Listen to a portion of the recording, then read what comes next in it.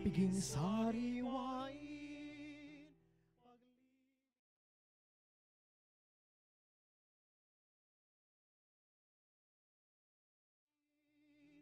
Pagliligtas niya sa atin. Tayo po'y nagkatipon-tipon sa gabing ito sa ngalan ng Ama, ng Anak, ng Espiritu Santo. Amen. Sumainyo ang Panginoon. At sumainyo rin. Sumasa atin nga ang Panginoon, mga kapatid, sa mga sandaling ito dito sa ating Healing Mass sa Veritas na nakapaloob po sa ating programang Healing Touch sa Veritas. Mga kapanalig, sa tagpong ito ng ating pagdiriwang, ating ngayong idulog sa ating mahal na Panginoon lahat ng sakit at sakit ng ating mga damdamin, ng ating katawan. Idulog natin sa Kanya na naway tayo ay pagalingin, hilumin ng Kanyang mapagpalang mga haplos. Hayaan natin ang Kanyang mga palad ang dumampi sa atin ngayon. Tapakin niya tayo, hindi lamang para mapagaling ang ating mga karamdamang pangkatawan, kundi Kanya ring mapaghilong ang sakit nating pangkalooban sa ating mga puso. Nawa, mga kapatid, sa pagkakatong ito, ating ngayong ibuhos ang ating panaghuhoy sa ating mahal na Panginoon na tuwangan niya at tulungan niya tayo.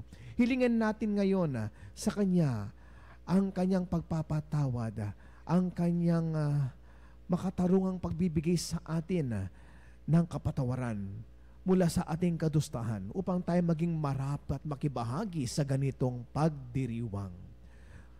Inaamin ko sa makapangyarihan Diyos at sa inyo mga kapatid, nalubha kong nagkasala sa isip, sa salita at sa gawa, at sa aking pagkukulang, kaya isinasamo ko sa mahal na Birheng Maria, sa lahat ng mga anghel at mga banal, at sa inyo mga kapatid, na ako'y ipanalangin sa Panginoong ating Diyos. Kaawaan tayo ng makapangyarihan Diyos, patawarin sa ating mga kasalanan, kahit patnubayan hanggang sa buhay na walang hanggan. Amen.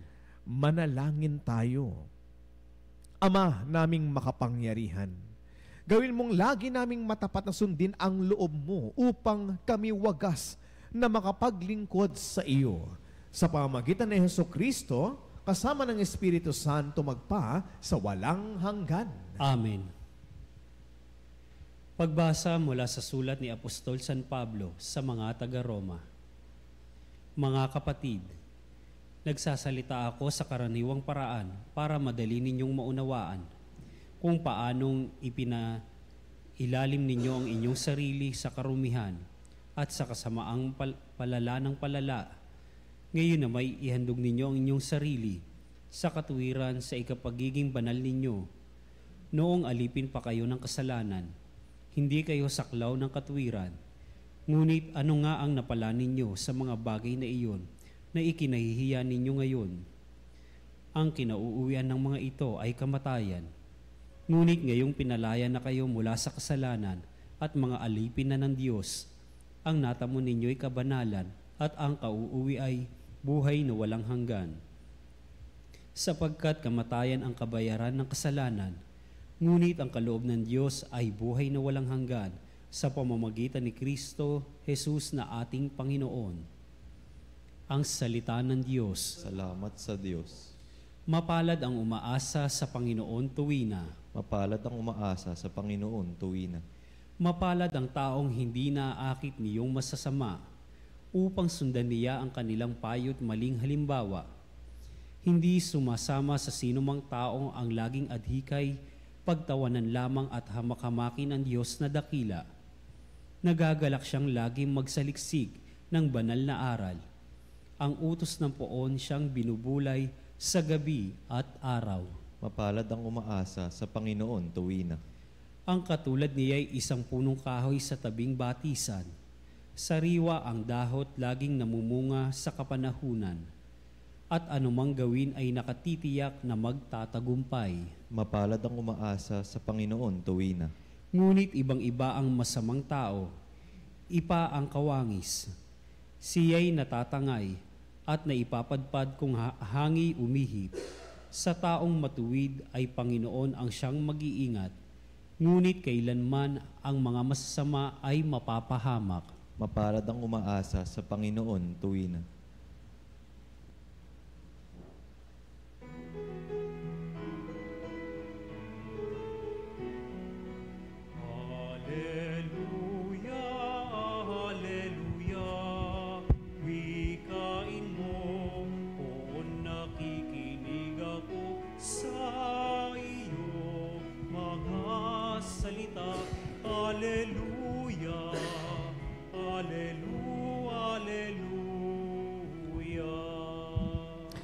Sumainyo ang Panginoon. At sumainyo Ang rin. pagpapahayag sa mabuting balita ng ating Panginoon ayon kay San Lucas. Papuri sa iyo, Panginoon. Noong panong iyon sinabi ni Jesus sa kanyang mga alagad, "Naparito ako upang magdala ng apoy sa lupa at sana'y napagningas na ito. May isang binyag pa na dapat kong tanggapin at nababagabag ako hanggat hindi natutupad ito. Akala ba ninyo'y pumarito ako upang magdala ng kapayapaan sa lupa? Sinasabi ko sa inyo, hindi kapayapaan kundi pagkabahabahagi. Mula ngayon ang 5 tao sa isang sambahayan ay mababahagi. 3 laban sa 2 at 2 laban sa 3. Maglalaban-laban ang ama at ang anak na lalaki, ang ina at ang anak na babae, at gayon din ang biyanang babae at manugang na babae." Mga ginigiliw kong mga kapatid, ito ang mabuting balita ng ating kaligtasan. Pinupuri ka namin, Panginoong Hesukristo. Kailan ba naging mabuting balita ang pagkakanya-kanya? Marahil maging ang mga alagad, kung dahil man po ay naroon sa sitwasyon nila na mapakinggan nila itong mensaheng ito sa ating mahal na Panginoon, ay kagimbal-gimbal. No? Shocking, sabi nga ng ibang tao, ibang kabataan, shocks. Ngayon, bakit? Para bang marahil nagtatanong si Pedro, Juan, Santiago, no? Si Tomas, lalong-lalo na si Tomas, no? "Is that you, Lord? Ikaw ba yan, Jesus? Akala ba naman ikaw ang magbibigay ng kapayapaan? Ikaw ang balon ng kapayapaan?" Pero mismo mga kapatid, galing sa bibig ng ating butihing Panginoong Hesukristo ang katotohanan ng kanyang pagparito na pagbabahabahagi. Tama naman yung sinabi niya no? Well, ano ba itong pagbabahabahagi? No? Ulitin ko po, pagbabahabahagi, hindi pagkakanya-kanya. Magkaiba po kasi yun, no? Because Christ came to reform, no? Dumating siya para panibaguhin. Yan. Kaya nga naman may pagkakaisa noon, no? Ang mga tao, pagkakaisa sa kamalayan. They agree on one thing. But Christ, nakita niya itong kanilang pinagkakasunduan na hindi ito yung nararapat. Hindi ito yung kagustuhan ng Ama. Tandaan natin, pumarito ang Diyos, ang anak ng Diyos, si Jesucristo, para mabigyang kahulugan ang kagustuhan ng Ama. At ang lahat na ipinahayag ni Jesus ay ang kagustuhan ng Ama. Kaya naman, tila baga nagbago ang pananaw ngayon ng mga tao. May mga sumunod sa kanyang turo, may mga sumunod, may mga nag-adapt ng kanyang karunungan, ng kanyang itinuturo, ang ilan na natili sa kanilang nakagisnan. Ito yung sinasabing pagbabahabahagi. Ang 3 tao sa isang bahay, laban sa 2, ang 2 laban sa 3, ang mga biyanang babae, no? Laban sa kanilang mga manugang na babae. Ito, parang mga historical pala ito, no? Kapatid, no? Historical pala ito, no? Kasi madalas hindi magkasundo yan yung mga biyanang manugang at yung mga biyanang babae, hindi ba? Ang mga manugang na lalaki at biyanang mga lalaki. Pero mga kapatid, this is just imagery. Pero there is truth here, no? May katotohanan ito na dapat natin, kaya sinabi ko, historical. No, bakit? Kasi Christ brought, dinala ng Panginoon itong mga makabago, sabi natin makabago at mas dedikadong mga katuruan ni Kristo. O, di ba? Kaya nga, He is a reformist. He wanted to reform. Well, actually, the word that is proper here, mga kapanarag, is to renew. Ang tanong ko sa bawat isa sa atin, ikaw na nakikinig ngayon dyan, ikaw na nanonood ngayon dyan, bukas ka ba sa pagbabago? Handa ka bang tumugon sa mensahe ni Kristo ng pagbabago? Diba?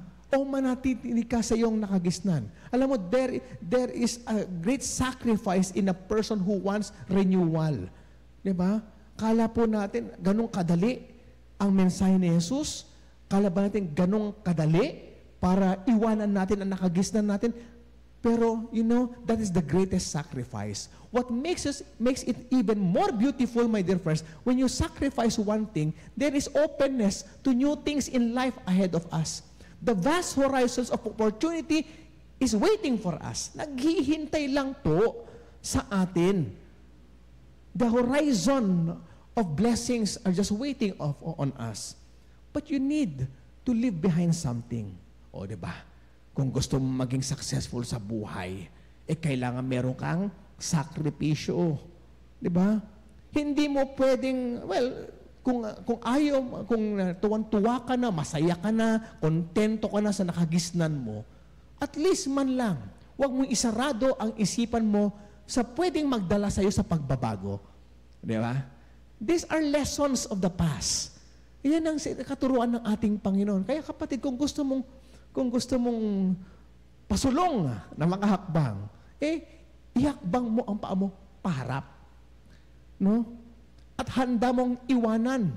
Pero hindi mo naman kakalimutan. Iba kasing iiwanan mo sa kakalimutan mo. Kasi lessons from the past yan eh.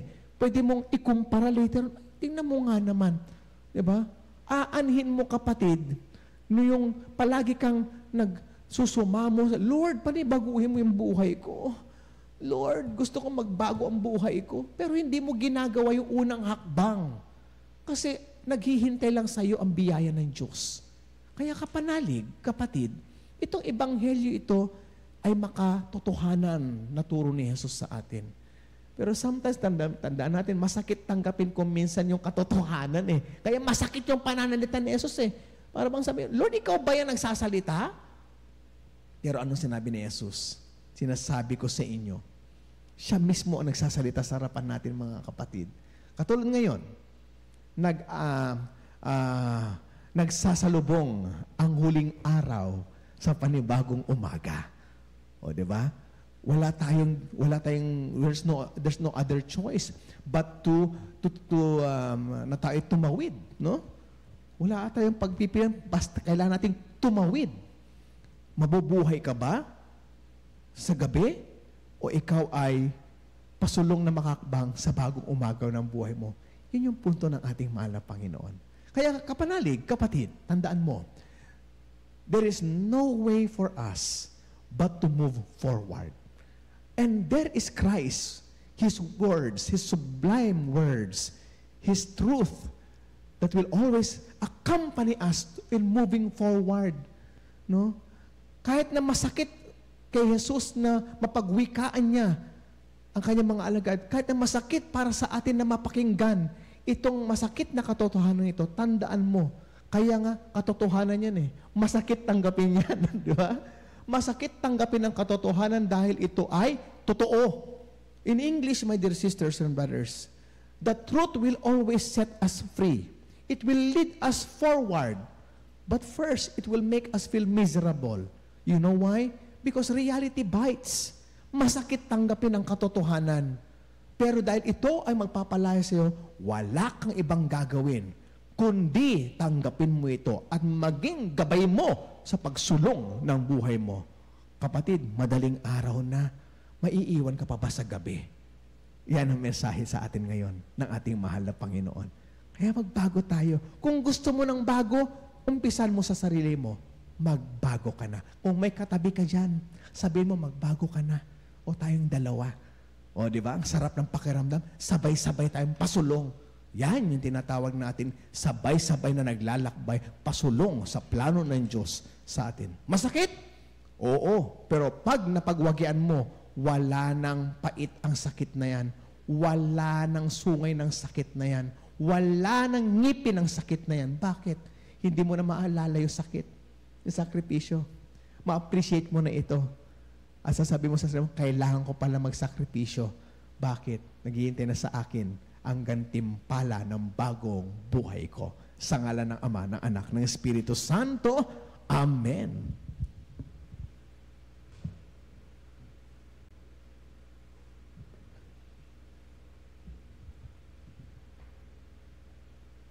Maaaring dumating sa atin ang mga pagsubok at mga suliranin.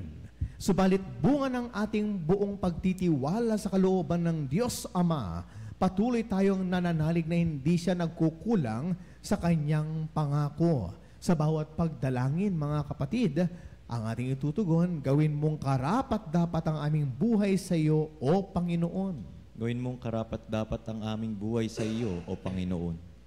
Ang mga pinuno ng simbahan na hayagang inuusig, naway mabigyan ng tapang at lakas upang manatili sa kanilang pananampalataya. Manalangin tayo sa Panginoon. Gawin mong karapat-dapat ang aming buhay sa iyo, O Panginoon. Ang mga magulang, naway magkaroon ng lakas at tapang na patnubayan ang kanilang mga anak sa pamamaraan ng pananampalataya at kristyanong pamumuhay. Manalangin tayo sa Panginoon. Gawin mong karapat-dapat ang aming buhay sa iyo, O Panginoon. Ang mga pamilya at mga komunidad na pinaghihiwalay ng pagkakaiba ng relihiyon, naway matagpuan ang katotohanan at magpakita ng paggalang sa isa't isa. Manalangin tayo sa Panginoon. Gawin mong karapat-dapat ang aming buhay sa iyo, O Panginoon.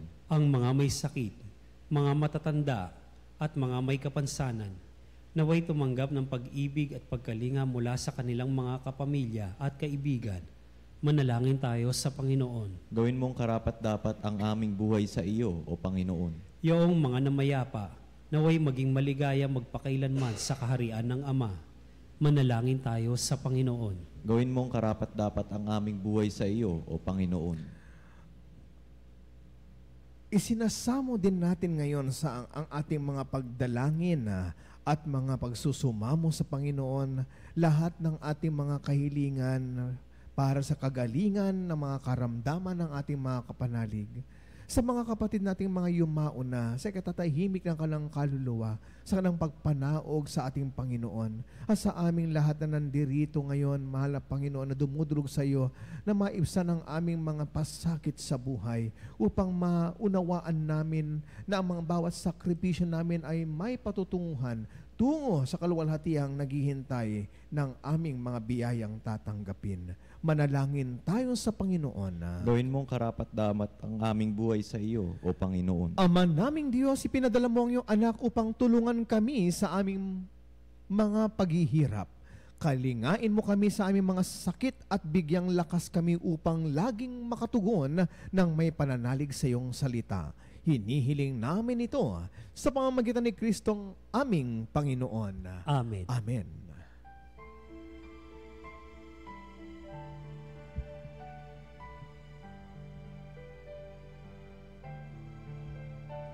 Ang maihahandog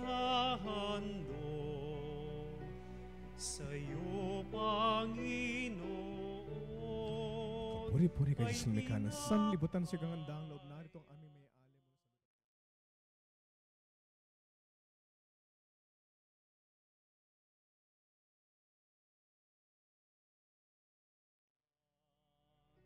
Aming iaalay ay tinapay at ala sa Kapuri-puri kayo sa lumikha ng sanlibutan sa kagandang loob. Narito ang aming may alim mula sa kasang ubas at buwan paggawa. Ang alak nito para sa amin nagbibigay na iyong Espiritu.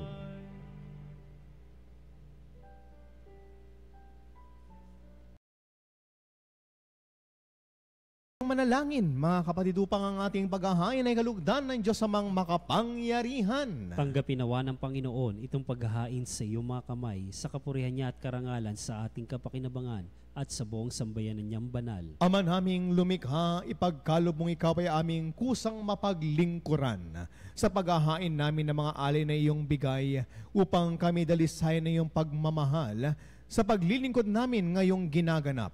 Ang banal na pagdiriwang sa pamamagitan ni Jesucristo kasama ng Espiritu Santo magpasawalang hanggan. Amen. Sumainyo ang Panginoon. At sumayin Itaas sa rin. Diyos ang inyong puso at diwa. Itinaas na namin sa Panginoon. Pasalamatan natin ang Panginoong ating Diyos. Marapat na siya'y pasalamatan. Ama naming makapangyarihan, tunay ngang marapat na ikaw ay aming pasalamatan. Pinagbibigyan mong ito'y aming maihayag kahit na ito'y walang anumang maidaragdag sa kadakilaang sa iyo ay likas. Sa pagpupuri namin ang nakikinabang ay kami ring iyong pinakikiharapan sa pamamagitan ng anak na minamahal. Kaya kaisa ng mga anghel na nagsisiawit ng papuri sa iyo nang walang humpay sa kalangitan, kami nagbubunyi sa iyong kadakilaan.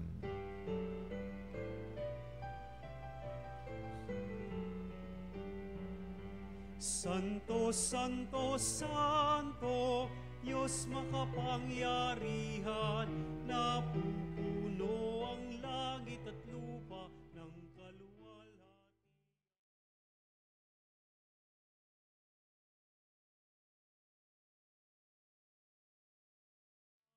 Hosana, Hosana, sa kaitaasan,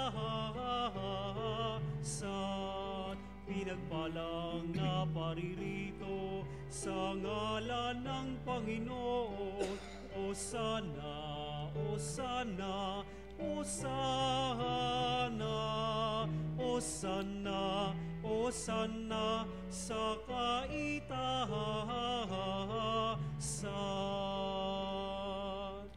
Ama naming banal, ikaw ang bukal ng tanang kabanalan, kaya sa pamamagitan na iyong Espiritu gawin mong banal ang mga kaloob na ito, upang para sa amin maging katawan at dugo ng aming Panginoong Heso Kristo. Bago niya pinagtiis ang kusang loob na maging handog, hinawakan niya ang tinapay, pinasalamatan kanya, pinaghati-hati niya iyon at iniabot sa kanyang mga alagad at sinabi, tanggapin ninyong lahat ito at kanin. Ito ang aking katawan na ihahandog para sa inyo.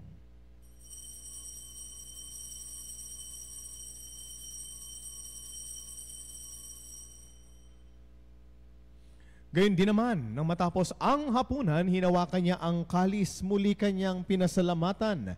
Iniabot niya ang kalis sa kanyang mga alagad at sinabi, tanggapin ninyong lahat ito at inumin. Ito ang kalis ng aking dugo, ng bago at walang hanggang tipan.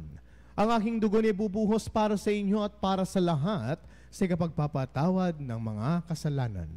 Gawin ninyong lahat ito bilang pag-alaala sa akin.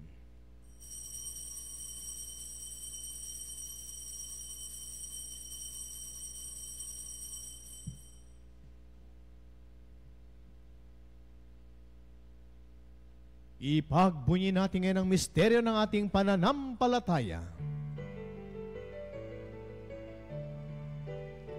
Si Kristo ay gunitahin, sarili ay inihain, bilang pagkain inumin, pinagsasaluhan natin, hanggang sa siya'y dumating, hanggang sa siya'y dumating.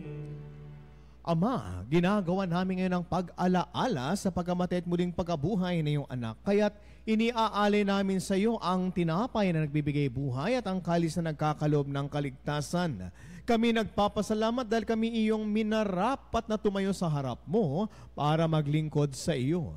Isinasamo namin kaming magsasalo-salo sa katawan at dugo ni Kristo ay mabuklod sa pagkakaisa sa pamamagitan ng Espiritu Santo.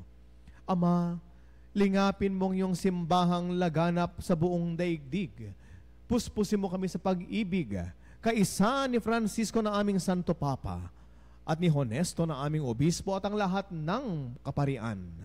Alalahanin mo rin mga kapatid naming nahimlay, nang may pag-asang sila'y muling mabubuhay, gayon din ang lahat ng mga pumanaw. Kaawaan mo sila at patuloyin sa iyong kaliwanagan. Kaawaan mo at pagindapating kaming lahat na makasalo sa iyong buhay na walang wakas. Kaisa ng mahal na Birheng Maria na ina ng Diyos. Kaisa ng kanyang kabiyak sa puso na si San Jose. Kaisa ng mga apostol at ang lahat ng mga banal na namuhay dito sa daigdig ng kalugod-lugod sa iyo. May pagdiwang naman namin ang pagpupuri sa ikararangal mo sa pamamagitan ng iyong anak na aming Panginoong Heso Kristo. Sa pamamagitan ni Kristo, kasama niya at sa Kanya, ang lahat ng parangal at papuri ay sa iyo. Diyos amang makapangyarihan, kasama ng Espiritu Santo, magpa sa walang hanggan.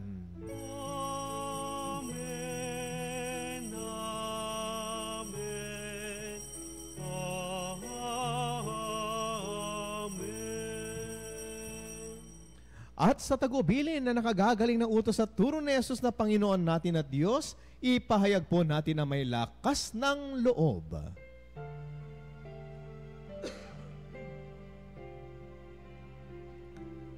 Ama namin, nasa langit ka, sambahin ang ngalan mo.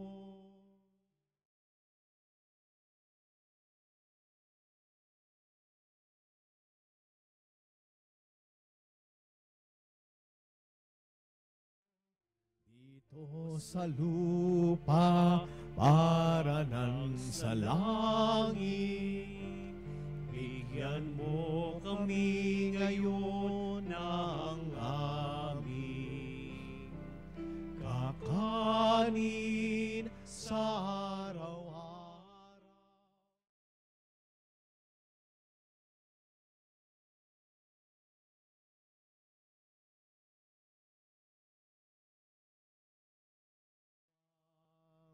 Sala para ng pagpapatawad namin sa nagkakasala sa amin, at huwag mo kaming ipahintulot sa tukso at iadya mo.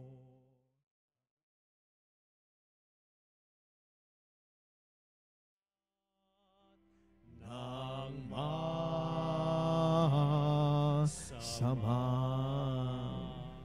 hinihiling namin kami adiya sa lahat ng masama, pagkalooban ng kapayapaan araw-araw, iligtas sa kasalanan at ilayo sa anumang kapahamakan. Samantalang aming pinananabikan ang dakilang araw ng pagpapahayag ng tagapagligtas naming si Hesu Kristo. Sapagkat sa iyong kaharian at ang kapangyarihan at ang kapurihan magpakailanman. Amen. Panginoong Hesu Kristo, sinabi mo sa iyong mga apostol, kapayapaan ang iniiwan ko sa inyo. Ang aking kapayapaan ang ibinibigay ko sa inyo. Tunghayan mo ang aming pananampalataya at huwag ang paulit-ulit naming pagkakasala. Pagkalooban mo kami ng kapayapaan at pagkakaisa ayon sa iyong kalooban, kasama ng Espiritu Santo, magpa sa walang hanggan. Amen. Ang kapayapaan at pagmamahal ng Panginoon, lagi nawang sumainyo. At sumainyo rin. Mga kapatid, magbahagi na po tayo ngayon ng kapayapaan sa bawat isa. Kapayapaan po sa inyo lahat, mga kapanalig.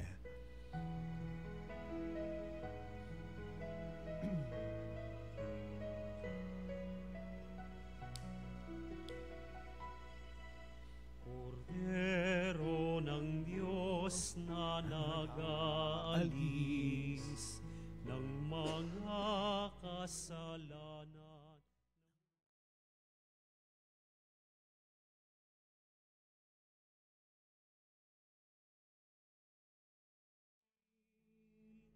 Kordero ng Diyos, maawa ka.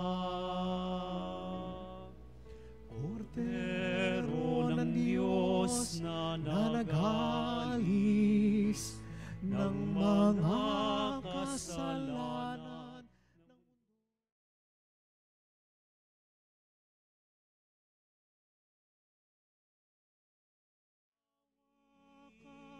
Sa amin, O Diyos, maawa ka. Kordero ng Diyos na nag-alis ng mga kasalanan ng mundo. Ipagkaloob mo sa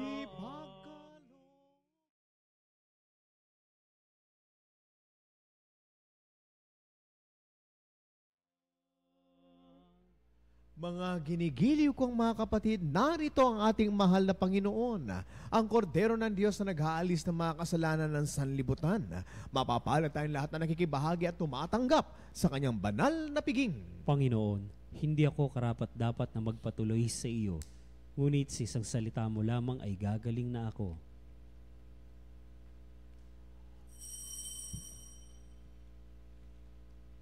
Mga kapanalig, ating dasalin ang komunyong espiritual. O Jesus, nananalig ako sa pananahan mo sa kabanal-banalang sakramento. Minamahal kita higit sa lahat at hangad ka ng aking kaluluwa. hindi ko man matatanggap ngayon ang iyong katawan at dugo, inaasahan ko na patuloy kang mamumuhay sa aking puso. Naniniwala ako na narito ka at kaisa ka ng aking buong pagkatao. Huwag mong ipahintulot na mawalay ako sa iyo. Amen. Panalangin kay San Judas Tadeo at San Simon Makabayan. O maluwalhating San Judas Tadeo at San Simon Makabayan, mga pinagpalang apostol ng Panginoong Hesus. O San Judas Tadeo, saklolohan mo kami upang makatanggap kami ng kaginawaan ng loob at tulong ng langit sa lahat ng aking mga pangangailangan, pagsubok at pagdurusa, lalong-lalo na sa kagipitang dinaranas namin ngayon. O San Simon Makabayan, ang buhay mo nawa ang aming sundan at maging halimbawa sa pagsusumikap na makibaka para sa kalayaan at katiwasayan ng aming buhay. O pinagpalang mga apostol, mamagitan po kayo sa aming mga idinudulog na panalangin. Nawa sa inyong pamamagitan ang mga pagsamo naming ito ay maipaabot sa ating Panginoong Hesus. Amen. San Judas Tadeo at San Simon Makabayan, ipanalangin ninyo kami. Inaanyayahan po ang lahat na makibahagi sa ating Eucharistic. Manalangin tayo. Ama naming mapagmahal, gawin mong sa aming banal na pakikinabang kami ngayon ay iyong matulungan at mahubog para mamuhay sa kalangitan. Sa pamamagitan ni Jesucristo kasama ng Espiritu Santo, magpa sa walang hanggan. Amen. Sumainyo ang Panginoon. At sumainyo Pagpalain nawa tayo ng mapagmahal na Diyos, ang Ama, Anak, at ng Espiritu Santo. Amen. Taglay ang biyahe ni Kristo. Humayo na po tayong lahat at maging pagpapala tayo sa ating kapwa-tao. Salamat sa Diyos.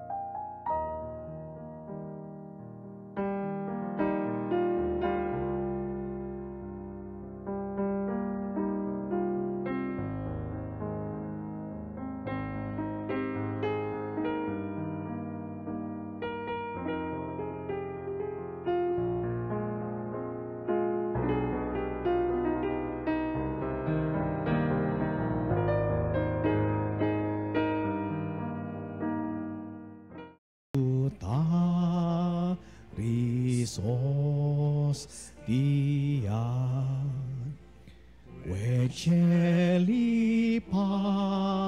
disos dium bella premun hostilia darobur fer auxilium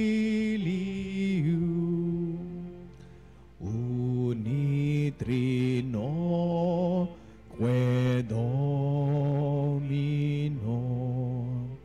sit sempiter na gloria qui vitam sine termino nobis donet in patria.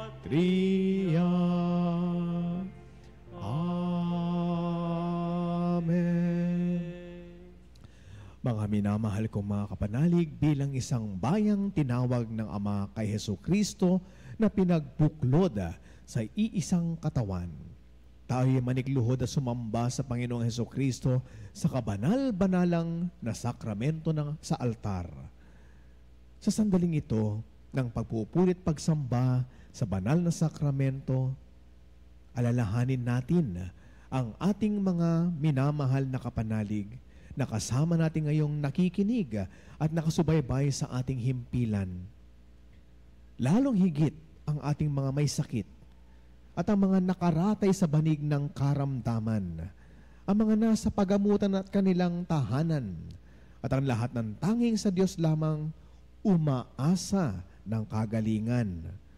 Ngayon din, ipinapanalangin natin ang mga nanghihina sa kanilang pananampalataya, ang mga nakararanas ng matinding kalungkutan, takot at pangamba, ang mga nawawala ng pag-asa at lakas ng loob.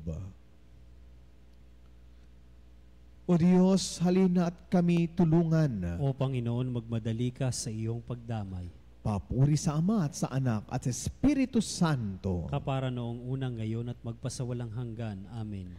Purihin ang makapangyariang Ama na nagsugo sa kanyang bugtong na anak upang tayo makipagkasundo sa Kanya. Pinupuri ka namin ngayon at kailanman.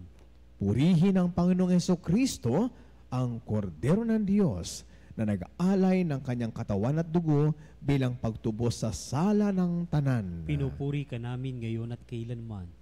Purihin ang banal na Espiritu, ang Panginoong nagpapabanal na pumupuspos at nagbibigay ng kagalingan sa lahat. Pinupuri ka namin ngayon at kailanman.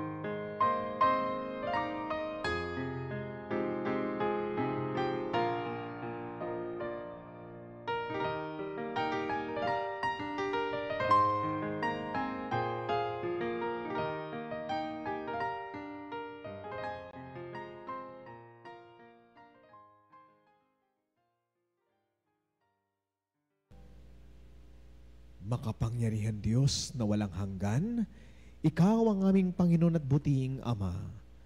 Sa iyong pagpapala, ipinagkaloob mo ang lakas sa aming kahinaan. Tunghayan mo po ng may kagandaang loob ang iyong mga lingkod na may sakit at karamdaman, ang mga nababalisa at nawawala ng pag-asa, ang mga natatakot at nalulumbay, ang mga may mga matitinding problema at pinagdaraan ng hirap sa buhay, ang mga nasa bingit ng kamatayan. Pagalingin at aliwin mo po sila sa kanilang mga karamdaman at ibalik sa kalusugan at kapanatagan ng loob upang mabatid nila ang iyong kabutihan at sila'y magpasalamat sa iyong banal na pangalan. Hiniling namin ito sa pamamagitan ni Kristong aming Panginoon. Amen. Panginoon, nagsusumamo kaming dalawin ang tahanan ito at alisin mula rito ang lahat ng mapanirang kapangyarihan ng kaaway. Mananawa rito ang iyong mga anghel na banal upang panatilin kami sa kapayapaan at sumaamin nawang lagi ang pagpapala. Hiniling namin ito sa pamamagitan ni Kristong aming Panginoon. Amen. Gawaran nawa tayo ng makapangyarihan Diyos ng kapanatagan ng loob at mapayapang buhay. Amen. Amen. Antum ergo sacramentum veneremur cernui eranti cum documentum novo cedat ritui prestet fides supplementum sensum defectui Genitori, genitoque, lauser jubilatio, salus honor virtus quoque, sinet benedictio, procedenti ab troque comparsit laudatio. Amen. Amen. Panem de cielo prestitis eis. Omne delectamentum in se habente. Oremus. Deus, cui nobis sub sacramento mirabili, passiones tue memoriam reliquiste, tribue quae sumus, et a nos corporis et sanguinis tui sacra mysteria venerari, ut redemptionis tue fructum, et nobis iugiter sentiamus, cui vivis et regnas in saecula saeculorum.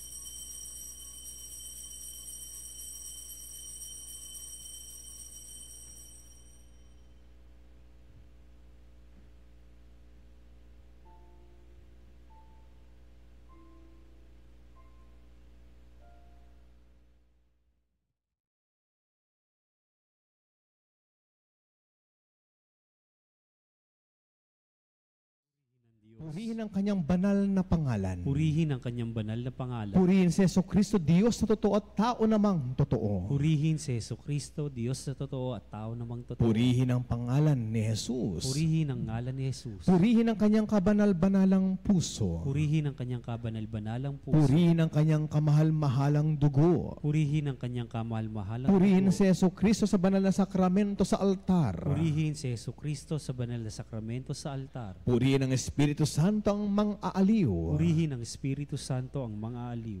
Purihin ang dakilang ina ng Diyos si Maria Santissima. Purihin ang dakilang ina ng Diyos si Maria Santissima. Purihin ang kalinis-linisan ng paglilihis sa Kanya. Purihin ang kalinis-linisang paglilihis sa Kanya. Purihin ang Kanyang maluwalhating pag-aakyat sa langit. Purihin ang kanyang malwalhating pag-aakyat sa langit. Purihin ang ngalan ni Maria, Birhen at Ina. Purihin ang ngalan ni Maria, Birhen at Ina. Purihin si San Jose ang kanyang kalinis-linisang esposo. Purihin si San Jose ang kanyang kalinis-linisang esposo. Purihin ang Diyos sa kanyang mga anghel at mga santo. Purihin ang Diyos sa kanyang mga anghel at mga santo.